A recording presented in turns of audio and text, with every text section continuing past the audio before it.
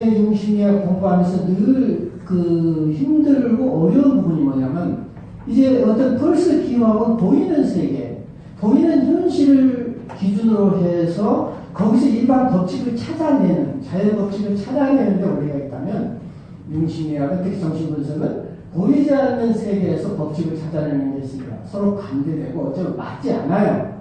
융심리학과 펄스가 만난다는 것은 말도 안 돼요.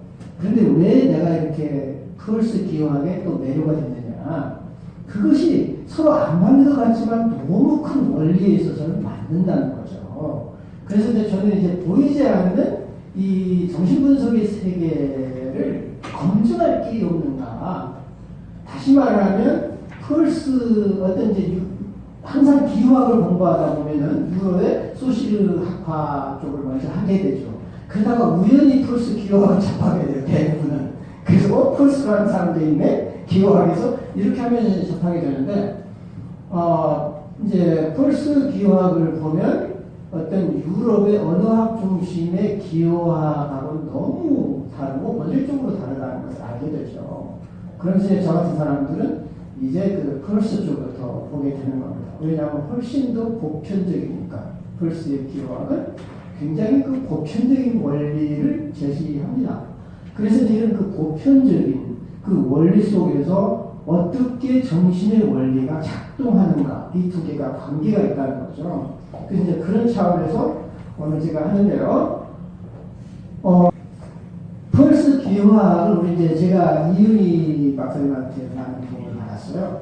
잘 몰라서 또 찾아뵙고 또 안내도 받고 그랬는데요. 제가 이해하는 바로는 어쩌면 이제 도상기호, 펄스의 그 9가지 기호에서 가장 대표적인 기호가 도상기호, 지표기호, 상징기호죠. 왜냐하면 이것이 가시적으로 드러나기 때문에 그런 겁니다. 그래서 이제 도상기호, 일종의 초사와 같은 유사성에 기반을 둔 거죠. 스스로 홀로 존재하지만 그 어떤 것을 암시하지 않아요. 어찌 보면. 어떤 융으로 말하면 원형과도 같은, 칸트로 말하면 물 자체에 아예 해당이 될지 모르겠어요. 이런 그 도상기호가 있고, 그 다음에 지표기호를 보면요. 어쩌면 연기를 보면은 그 어떤 산불을 보면은 연기, 산에서 연기가 나면 불이 있구나 하고 연상을 하게 된다는 거죠. 연기 자체로만 존재하지 않는다는 거예요.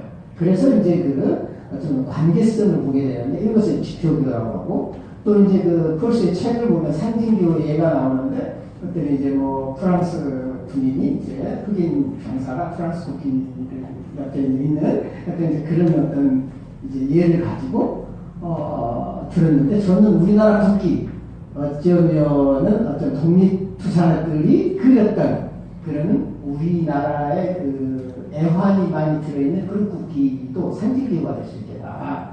그 단순한 어떤 한국을 의미하지는 않죠. 어떤 그런 기호가 이 말에는 많은 의미가 담겨있다. 그래서 이제 상징기호로 볼 수가 있습니다. 그래서 도상기호, 지표기호, 상징기호가 어떤 관계를 맺고 있느냐 그건데요. 이것을 이제 그 3항으로 분류를 시키자면 1항은 일종의 기호가 되죠. 어떤 표상체라고도 하고요. 그래서 이제 여기서 이제 다른 연기인 거예요. 연기가 나면은 담배 연기하고 비슷한데 담배가 아닐 수도 있지만은 이제 담배를 연상하게 되고 이 담배는 이제 불하고 담뱃불하고 연계가 될 때 하나의 대상이 되는 거죠. 이제 담뱃불의 대상이 되고 그 다음에 이제 이 둘 사이에 파생하는 일반 법칙은 담배 피우지 말아야지. 아니면 국민 건강에 나빠. 이것은 국가 경제를 해치는 거야. 도움도 주지만 해치는 거야. 이런 어떤 일반적인 해석이 나온다는 겁니다. 이제 이것을 이제 그림으로 이제 많이 이제 풀어봤어요. 그렇다면 이제 기호 3항으로 융심리학을 한번 이해해보자. 이런 생각이 들었어요. 지금 여러분에게 나눠드린 자료집하고 이거하고 좀 달라요. 자료집은 이제 조금 먼저 써놓은 거고요. 그 다음에 이거는 바로 어저께까지 제가 끊임없이 작업을 한 겁니다. 계속 아직도 몰라요.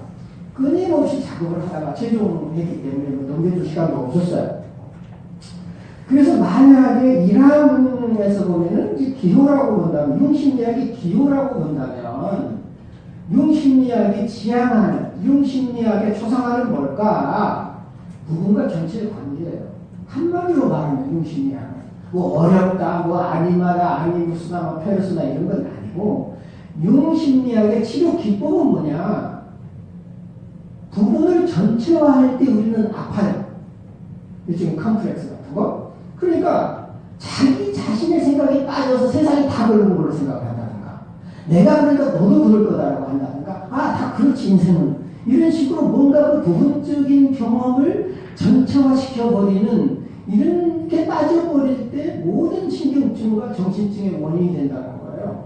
그래서 융심리학의 치료 기법이라고 하는 것은, 예를 들어서 이제 부부가 싸웠어요. 그러면 어떻게 부부간에 싸우지 않고 잘 살까 하고 상담을 하러 와요. 그러면 이제 그 부분에 대해서 듣기도 하지만 가족 전체를 보게 하죠. 가족의 어떤 역동이 둘이 싸움할 수밖에 없게 만들어낼까. 그 다음에 이 사회의 역동을 보는 거죠. 사회 문화적인. 그리고 온 우주와 세상의 전체성을 보게 되면 나를 전망할 수 있게 돼요. 결국 이제 거기서 이제 그 심리적인 치료가 일어난다는 겁니다. 그래서 결국은 융심리학을 하나의 이미지로 보면, 아까 그 밑에 이제 그림으로다가 해놨잖아요. 어쩌면은 이제 정신구조를 해놨는데 각 부분들이 결합해서 전체 정신을 이루는 이제 그런 모습을 보인다. 그리고 이제 그 다음에는 어떤 부분과 전체가 관계 맺는 거예요. 그래서 이것은 이제 서로 상반되는 대극이 하나를 이루는, 남자와 여성, 그리고 이제 사자와 어떤 독수리, 이제 이렇게 어떤 이제 해와 달이 이제 연합해서 이제 하나를 이루는 대극의 합이 되죠. 그래서 둘이가 관계를 맺는 것이 대극의 합이에요. 이게 아마 이해이 될 겁니다. 그러면 부분과 전체가 있는 상황에서 그 속에 있는 것들이 관계를 맺을 때 어떤 현상이 발생하느냐, 균형과 조화를 이루게 된다는 거죠. 그래서 이것이 아마 일반 법칙이 되는 거예요, 정신에서. 이것이 이제 융심리학이 추구하는 마지막 단계죠. 정신의 균형과 조화입니다.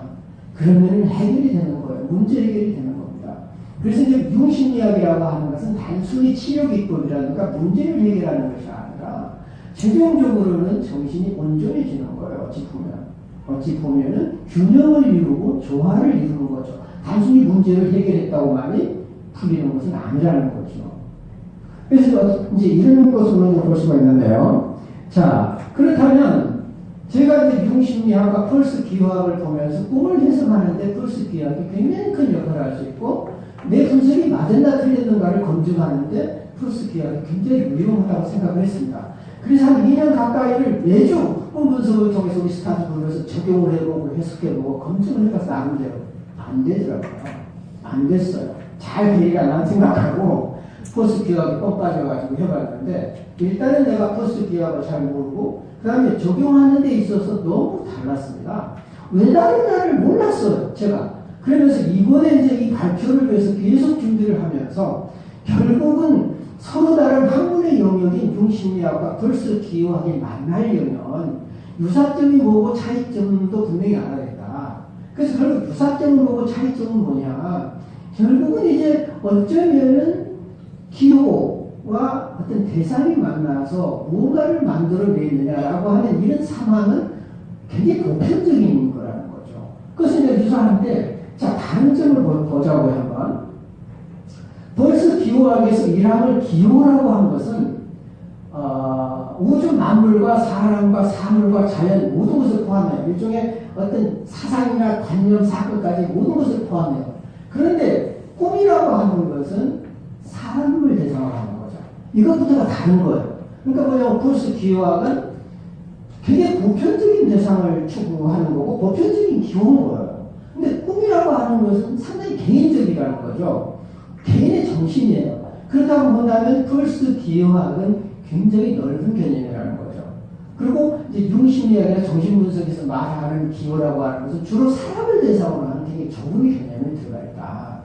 그리고 펄스는 어떤 자연의 법칙, 일반 법칙을 추구한다면 어떤 그 정신분석은 어떤 인간의 정신세계에서 하나의 법칙과 원리를 찾아내는 거죠. 굉장히 작은 거예요. 작지만 작은 게 아니에요. 배우니까. 왜냐하면 인간의 정신세계라고 하는 것은 그 모든 것을 담고 있다고 해도 과언이 아니에요. 비록 내가 자연이 아니고 사물이 아니고 우주가 아니라 하더라도 내 정신세계에 그 음영들이 있어요. 그리고 그것을 이해할 수 있는 능력이 있어요. 그렇기 때문에 이 정신세계를 이해하면 우주 만물을 이해할 수 있는 길이 열릴 수 있는 거죠. 그래서 어찌 보면 이 정신세계라고 하는 것은 소우주하고 같다. 그런 차원에서 펄스하고 다르지만 만난다. 그래서 이제 처음에는 제가 이제 기호를 중심으로 해봤더니 너무 펄스가 얘기하는 것은 너무 방대해서 인간 정신세계에 있는 세밀한 부분을 터치하기는 너무 어려웠어요. 그래서 이것을 바꿔봤습니다. 기호 대신에 주체로.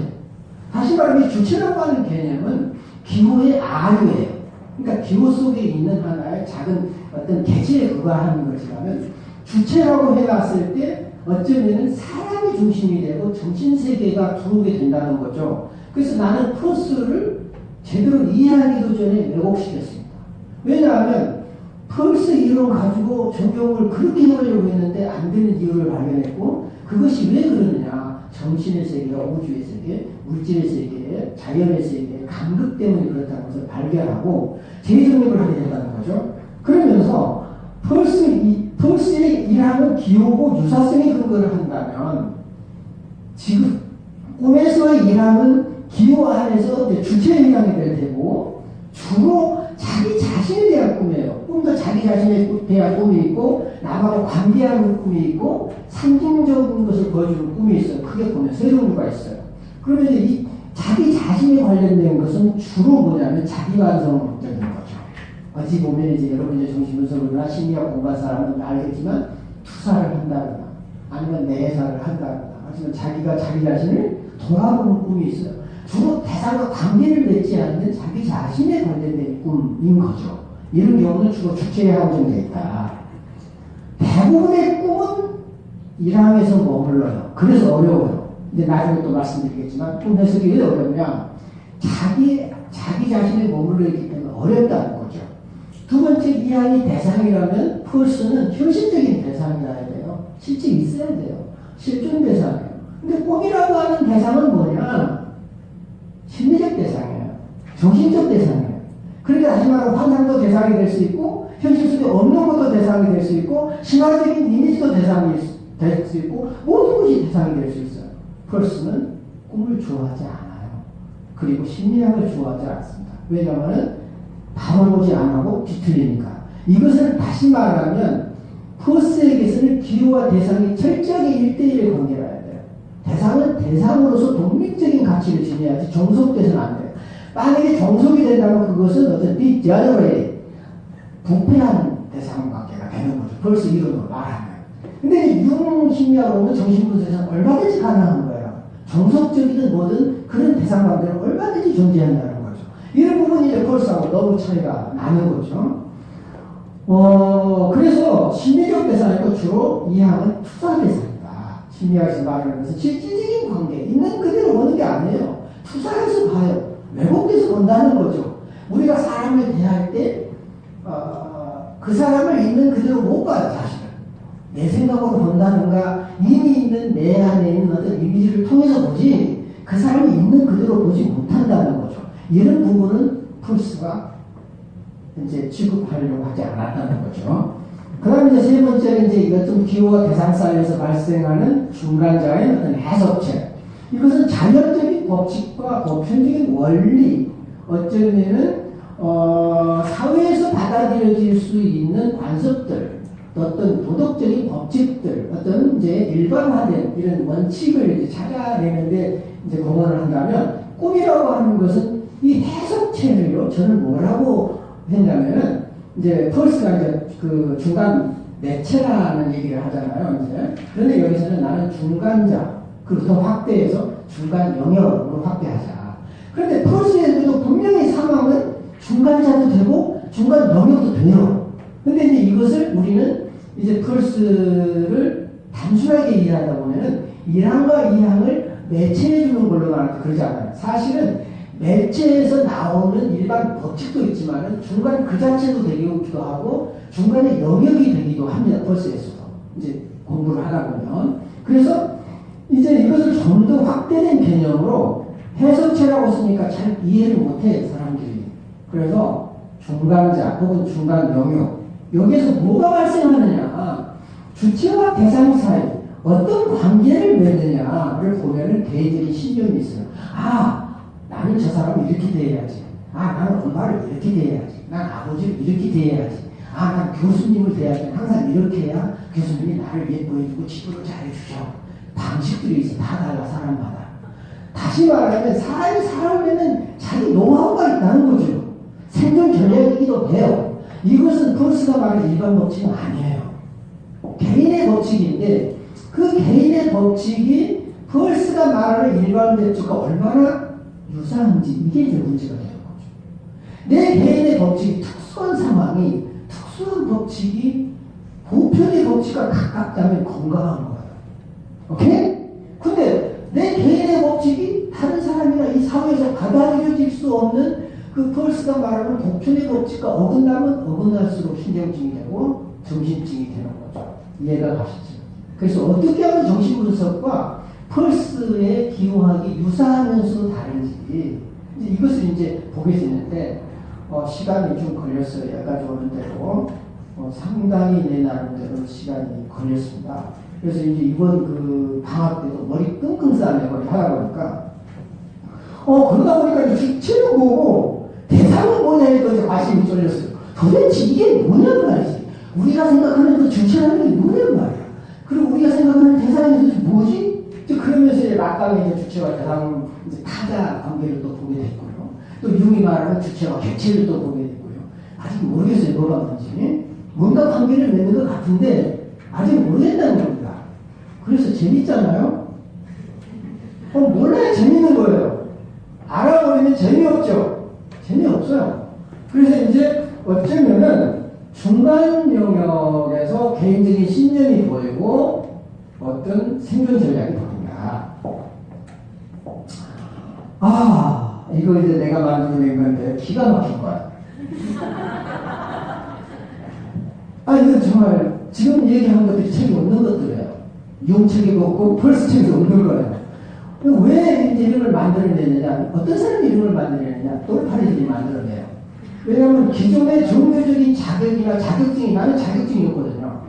자격증이 있는 사람들은 그 틀에서 벗어나면 안 돼. 근데 나는 자격증이 필요 없으니까 만들어내 막 그냥 듣든 말든. 그래서 보면 기호 가로 하나 주체라고 했습니다. 주체도 기호에 있는 거예요. 자, A 홀로 있는 거죠. 그런데 꿈에서 자기 자신에 관련된 꿈은 먼저 투사가 일어나요. 내 안에 있는 것을 바깥으로 집어 던져버리는 거죠. 그러면서 내 안에 있는 음흉한 생각들을 네가 그래 하면서 이제 다른 사람 탓한다는 거죠. 이거를 투사라고 그래요. 그 다음에 이제 A 플러스로 표현을 했어요. 바깥으로 방출해버리는 거죠. 방출해버린다는 거예요. 내사는 뭐냐? 어떤 내가 존경하는 사람을 내 안에 심어두고 그것이 나라고 믿어요. 그러니까 투사는 뭐냐면 내가 유명한 사람한테 투사하고 내가 그 유명한 사람처럼 행동하는 거죠. 바깥에 있는 실존 건데. 근데 이제 내 안에 있는 나쁜 이미지라든가 좋은 이미지를 바로 나라고 생각을 하는 건다. 그러니까 그 사람의 영향을 내가 받는 걸로 생각을 하는 걸 내사라고 합니다. 내재화라고 그러죠. 이제 이런 과정에 있는 것은 펄스의 기호학으로 말하면 진짜 기호가 아니에요. 어찌 보면은 어떤 순수한 그 있는 그대로의 모습이 아닌 거예요. 투사된 거 혹은 내사된 거. 그러면 진짜 내 모습은 뭐냐? 어쩌면은 자기를 돌아볼 수 있는 리플렉션, 어떤 반성적 자한 거예요. 반성적인 주체. 이것이 어쩌면 이제 최종 마지막 단계 A가 펄스가 말하는 기호에 해당이 돼요. 근데 꿈에서는 이 두 단계가 있다는 거죠. 투사가 있고 내사가 있는 거예요. 대체적으로 보면. 그 다음에 이것을 이제 대상으로 이제 넘어가게 되면 A, B가 합쳐졌을 때 두 개가 합쳐지면 양쪽으로 불어나는 팽창이 일어난다는 거죠.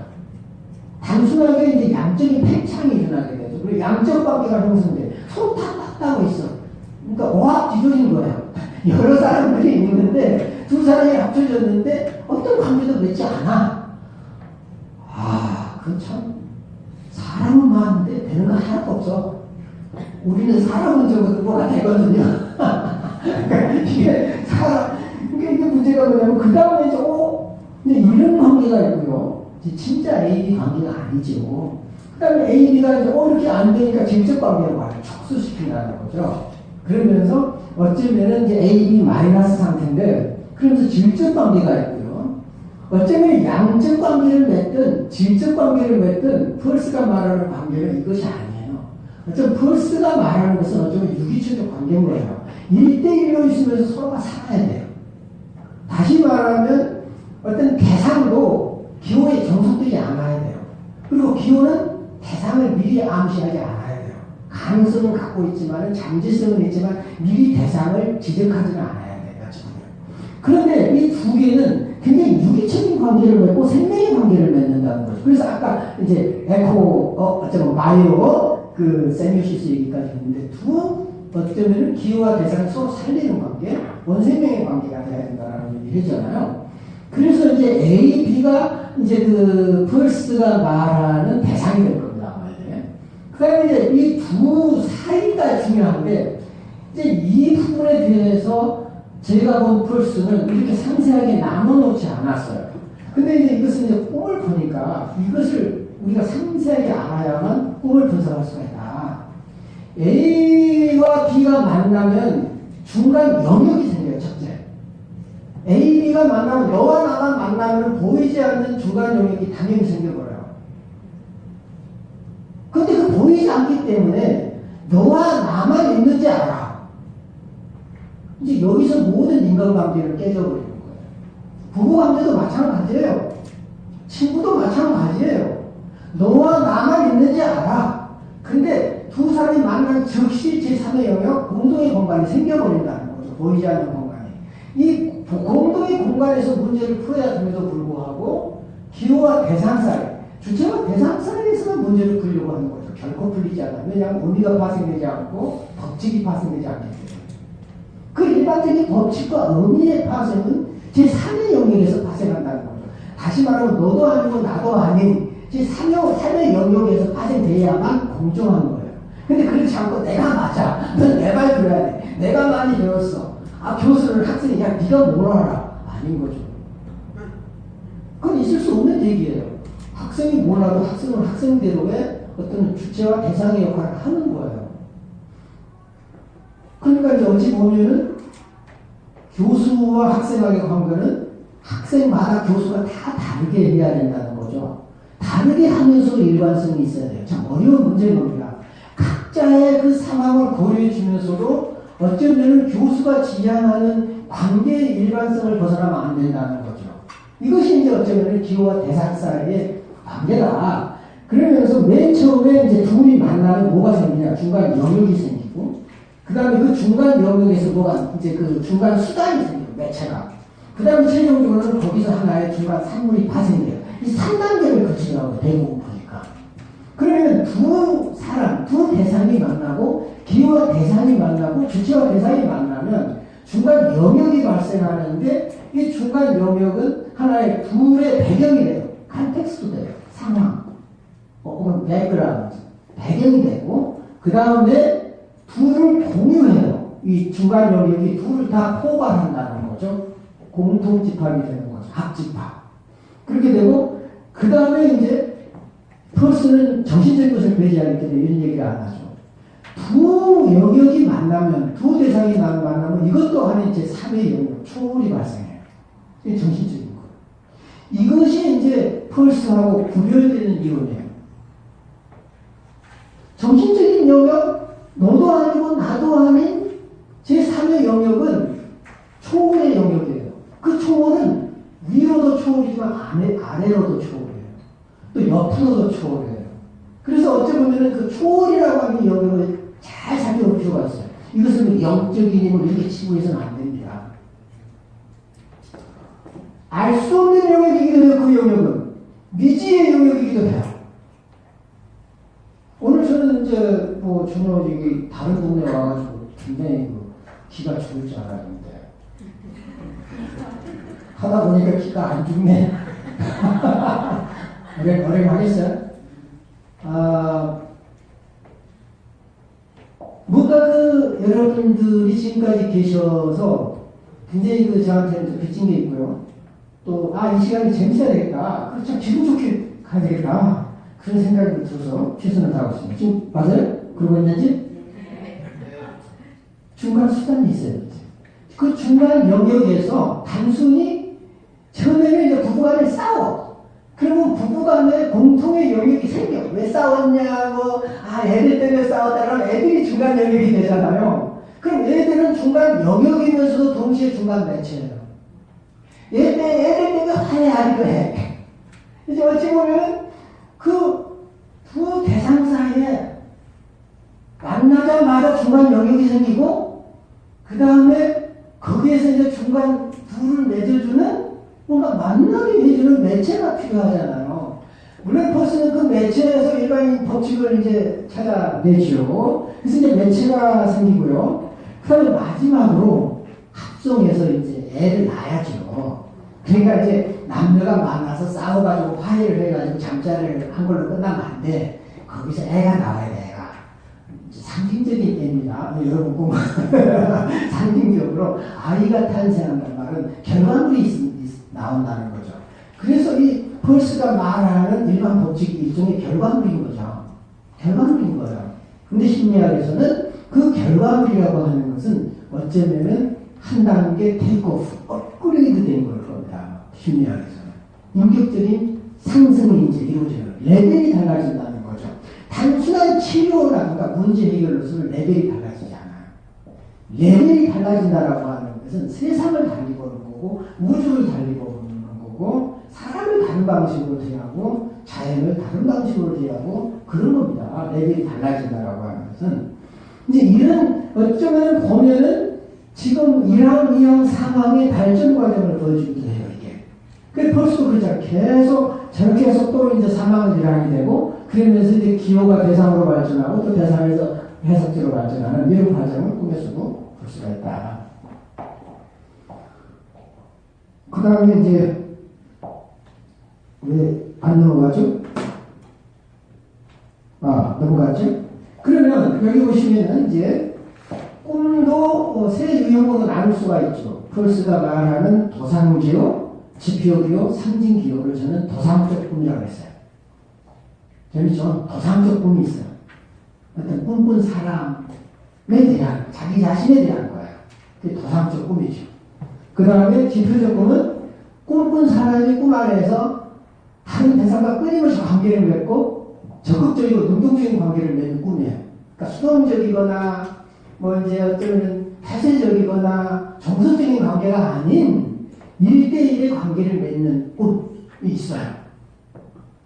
대부분 꿈에서 자기 말 안 하잖아요. 관찰만 많이 하잖아요. 꿈을 보면. 근데 꿈에서 얘기를 막 많이 해가지고 자기 주장도 하고 의견도 교환도 하기도 하는 꿈을 꿀 때가 있었을 때는 그게 지표기호예요. 지표적 꿈이에요. 근데 그런 꿈이 드물어요, 사실. 많지 않아요. 그리고 이제 상징적인 꿈은 굉장히 이제 원형적이고, 아까 보니까 뭐 신화를 뭐 원형적으로 보지 말라는데, 그 신화를 어떻게 볼지 잘 모르겠어요. 근데 그렇게 단순한 게 아니죠. 신화를 어떤 그 틀에서 보는 것도 문제가 있지만, 어쩌면은 신화라고 하는 게 어쩌면은 그 상당히 많은 의미를 갖고 있는데, 신화적으로 살아라, 신화적인 삶, 이건 뭐라고 그러냐면은 현재 우리의 삶 자체에 신화적인 흔적이 다 있다고 얘기를 해요. 그러니까 어쩌면 고대의 신화, 남의 신화가 아니라 어떤 UFO 같은 경우도 일종의 우리 안에 있는 신화적 잔재라고 얘기해요. 어쩌면 외계 세계에 대한 원형에 대한 어떤 동기라든가 아니면은 그런 실체를 보려고 하는 이 근원자가 우리 안에 있다고 보는 거거든요. 그런데 이제 도상적 꿈과 지표적 꿈과 상징적 꿈을 보자면 대체적으로 보니까 도상적 꿈은 60, 70% 이상? 꿈 전체에서 아마 거의 한 80%까지. 지표적인 꿈은 1, 20%, 그리고 상징적인 꿈은 1, 2%, 이렇게 나타나는 꿈을 분석을 해보면, 그러면 펄스가 말하는 것과 정반대예요. 펄스의 그 기호 유형을 보면 10가지로 나눴잖아요. 그리고 28가지로 나중에 66가지로 확대를 했는데, 펄스의 기호 유형을 보자면은 도상 기호와 관련된 것은 하나밖에 없어요. 하나. 그리고 지표 기호와 관련된 것은 3개야. 그 나머지는 다 상징 기호와 관련된 것들이 6개나 있어요. 10개 중에. 그럼 오히려 펄스가 얘기하는 어쩌면은 순수한 기호, 순수한 대상사이, 그리고 거기서 발생하는 상징 기호의 관계는 일반 법칙을 더 많이 만들어낼 수 있다는 확신이 있었어요. 펄스에게는. 그런데 꿈을 분석을 하면 그게 아니에요. 안 되는 거예요. 그래서 이 도상 차원에서 머물러 버리고 지표 기호가 나오기도 어렵다는 거죠. 꿈에서는. 왜냐하면 꿈은 근본적으로 나를 보여주는 거예요. 너는 이제 꿈의 목표는 뭐냐면 이게 너야. 그 얘기를 하는 거예요. 꿈은. 그러니까 넌 이렇게 그런 게 얘기하지 않아요. 꿈은. 그러니까 넌 이렇게 해봐. 그게 아니에요. 꿈은 뭐냐면 이게 바로 너야. 이거예요. 나머지는 네가 알아서 판단해. 그 얘기예요. 꿈은. 그래서 꿈을 오버하게 해석해서는 안 됩니다. 꿈을 너무 적극적으로 해석할도 말고 너무 소극적으로 해서도 안 됩니다. 있는 그대로의 꿈을 보면 돼요. 그래서 우리는 꿈은 우리 자신을 비추는 거울인 거지. 그 거울을 잘 보면 앞으로 갈 바도 보인다는 거죠. 그러나 꿈 자체가 미래를 예견하는 건 아니다. 적어도 융심리학에서 보면 꿈에 대한 이해는 그렇다는 겁니다. 여기까지 우리가 좀 힘들었어. 도상적 꿈은 뭐냐? 대체로 이 4가지 형식을 갖추고 있어요. 첫째, 자기 자신의 꿈이다 보니까 주로 어쩌면 일방적이에요. 다른 쪽하고 관계를 못 맺어요, 대부분. 그리고 두 번째로는 동일시가 있잖아요. 네 아들이 아버지처럼 생각하는 신문 보고 있는 모습. 어쩌면 이제 여기 무관계는 끝까지 가봤자 못 만나요. 철벽 같은 거. 얘를 평행선을 달리는 관계를 보여주는 꿈이라든가 동일시를 보여주는 거라든가 때로는 자기 고집이 너무 세요. 좋게 말하면 신념이고 나쁘게 말하면 센 고집이죠. 그런 걸 꿈이 보여줘요. 그 다음에 이제 어떤 자기 자신을 보여주는데 자기를 성찰하는 관망성, 되게 이제 이렇게 보여주는 꿈이 많아요. 도상꿈에서. 이것이 아마 한 80% 차지해요. 모든 꿈의 80% 정도는 이 도상적 꿈에 해당이 돼요. 그 다음에요, 지표적인 꿈은 뭐냐? 목표가 있고 어떤 에너지가 흘러가는 방향, 지시를 해요. 이게 이제 그 펄스가 말하는 일종의 대상이죠. 그러면서 목표가 있고 지시하는 이제 이렇게 풍향계처럼 이런 이제 그 관계가 있고요. 그 다음에 이제 연루 관계가 있고 서로 조화를 이루는 연루 관계가 있고 서로 대립되는 갈등 관계가 있고 모순되는 역설의 관계가 있죠.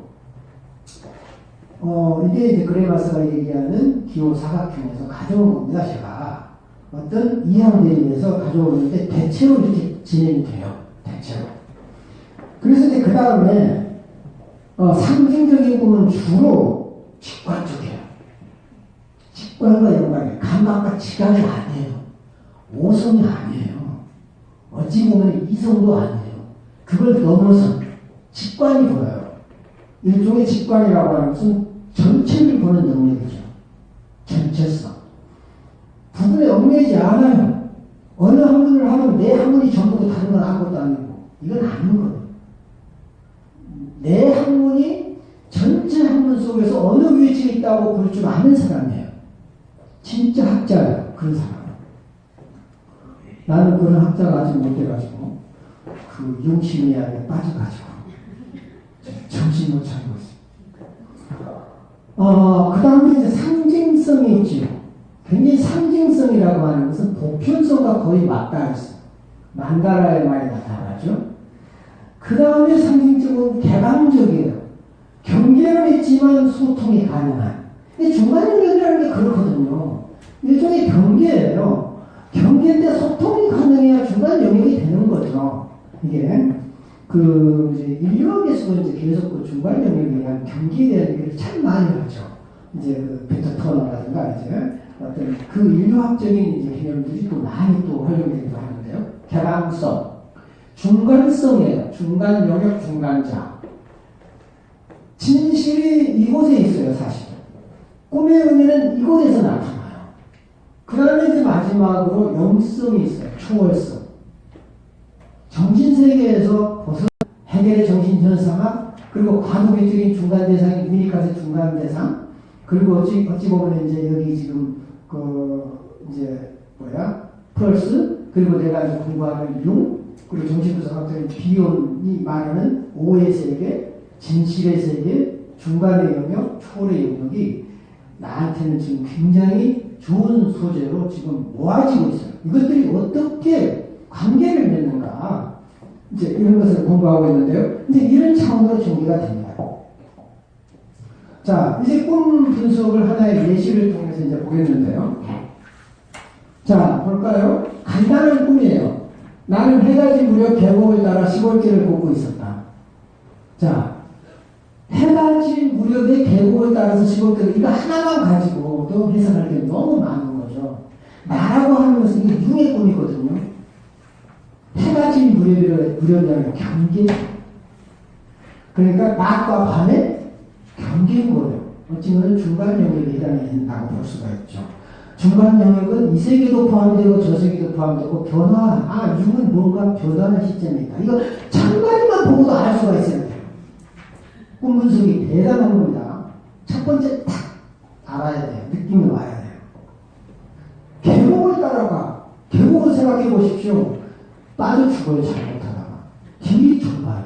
아하, 또 외통수에 계곡에 무슨 다른 길이 많지가 않아. 계곡에 따라서 간다는 것은 융이 굉장히 외롭고 쓸쓸한 자신만의 고독한 길을 간다는 것을 암시할 수가 있어요, 이 꿈은.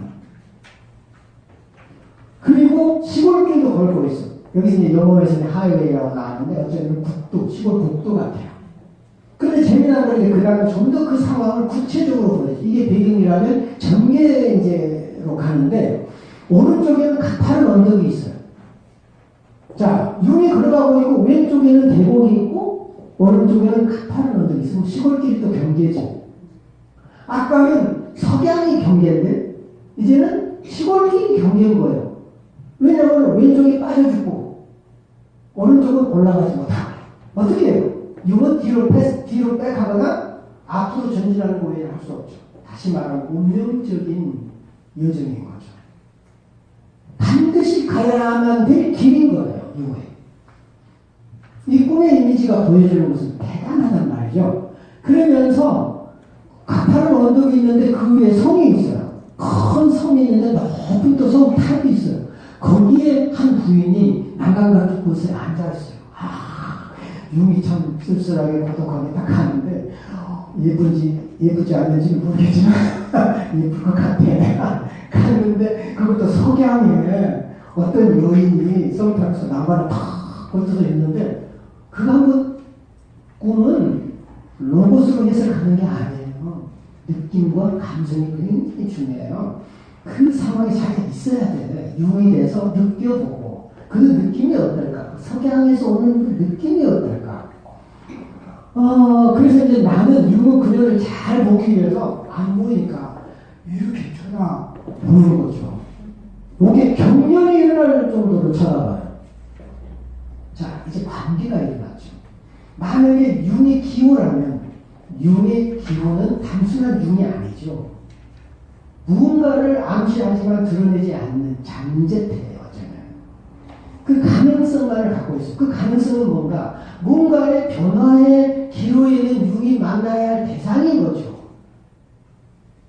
그래서 그 대상에 또 융을 추구하는 거예요. 융은 치료자고 대상은 환자인 거예요. 융의 환자로 자기는 직감했다고 그러거든요. 그래서 나는 목에 경련이 일어나는 것을 느끼며 잠에서 깨어나고 말았다. 꿈속에서도 나는 그 부인이 내 환자라는 걸 알았다. 그러면서 융은 이 꿈을 회고하길. 우리는 이제 보면 이제 어떻게 보면은 이제 융하고 그 환자 사이에 뭔가 안 좋은 그 장벽이 있다는 걸 느낄 수 있잖아요. 그 장벽은 이미지로 나타나요. 꿈은 뭐죠? 높은 언덕. 그것이 이제 또 성탑. 두 사이를 가로막는 그것이 이제 중간하게 되는 거죠. 그리고 벌써로 말하면 해석체가 되는 거죠. 높은 장벽이 해석체예요. 꿈이 좋은 건 뭐냐면 굉장히 가시화되어 있어요. 그러니까 펄스가 말하는 제 사망 법칙은 눈에 안 보여요. 찾아내기 너무 어려워. 그렇지만 꿈에서는 보이는 이미지로 사망을 보여줘요. 많이. 중간 영역을. 그래서 이 어떤 환자와 의사 사이에는 항상 장벽이 있다라고 하는 일반 법칙이 적용돼요. 또 하나는 융이 개인적으로 이 환자를 어려워하는 거죠. 그리고 환자도 융을 어려워하는 거예요. 그럼 뭐 때문에 어려워하는 거야? 쳐다봐야 돼. 서로 너무 잘났어. 그래서 그 똑똑한 환자는 정신과에서는 대하기 힘들어. 나도 그래. 똑똑한 사람 대하기 힘들어. 그리고 똑똑한 사람이 오면 내가 그냥 이겨버려야 돼. 그래서 나도 모르게 막 경쟁하고 있더라고. 그래서 나중에 아이고 야 내가 누구랑 경쟁해? 아이 내 내감자하고 경쟁하고 있네. 그래서 내가 깜짝깜짝 놀랐는데 어쩌면 이제 그 지성적인 내감자는 치료자의 지성을 장악하거든요. 그래서 서로 싸움이 만들어요. 그럴 때 이제 융이 내가 어쩌면 그 환자를 내려다보지 않았을까. 이 꿈을 보고 반성하게 되는 거죠, 융이. 그러면서 이거를 이제 자세히 시간이 없어서 할 수가 없네요. 만약에 이항 기호료소의 융, 이항은 뭐죠? 그 여성 환자죠. 그래서 이제 치료자고 환자의 어쩌면 이제 기호와 대상, 주체와 대상이 되고, 만약에 이것을 이제 그 융 자신의 입장으로 본다면, 융이 잘하면 그 여성 환자는 융의 영혼, 그 아니마가 해당이 되겠죠. 이제 융심리학을 공부해본 사람은 어쩌면 꿈은 실제 대상보다는 자기 안에 있는 인격의 요소로 본다면 그 여성은 융의 영혼이고 융의 정체로 볼 수가 있습니다. 그렇다고 본다면 융은 실제 환자하고도 지금 갈등 관계가 있지만 자기 내면의 영혼과 갈등 관계가 있다고 두 가지 해석이 다 가능한 겁니다. 이것은 이제 펄스로 보면 일반 법칙은 아니에요. 그렇지만 적어도 여기에서 우리는 일반적인 원리도 이제 찾아낼 수가 있다. 그래서 제가 이걸 자세하게 분석을 해놨는데 이거는 내가 이제 대부분 얘기를 했던 것들이죠. 그리고 이제 이 세밀하게 분석해 놓은 거를 여러분들이 보시고 지금부터는 워크숍을 해야 되겠어요. 왜냐면 이거 다 설명하자니 뭐 끝이 없고 여러분들의 꿈을 가지고 이제 분석을 해보죠.